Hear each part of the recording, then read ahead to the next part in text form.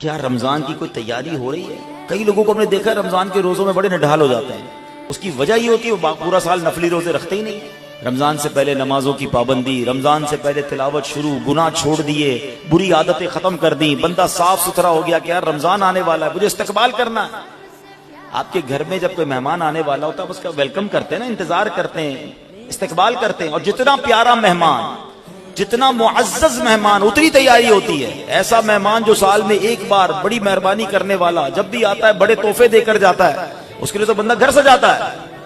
تو ہم نے کوئی دل سجایا، کوئی ذہن سجایا، کوئی تیاری کی کہ اللہ کی طرف سے اتنا پیارا مہینہ آنے والا ہے. کیا یہ اچھا ہو گھر کی صرف صفائی اس نیت سے ہو کہ ماہ رمضان آنے والا ہے.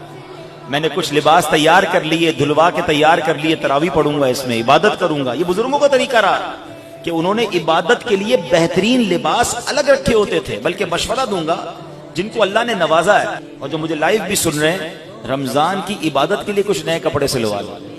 شادی کے لیے سلواتے ہیں، مہندی کے لیے سلواتے ہیں، برتھ ڈے کے لیے سلواتے ہیں. یہ استقبال ہے نا کہ عبادت کا مہینہ آ رہا ہے، میں انشاءاللہ نماز پڑھوں گا نئے کپڑے پہن.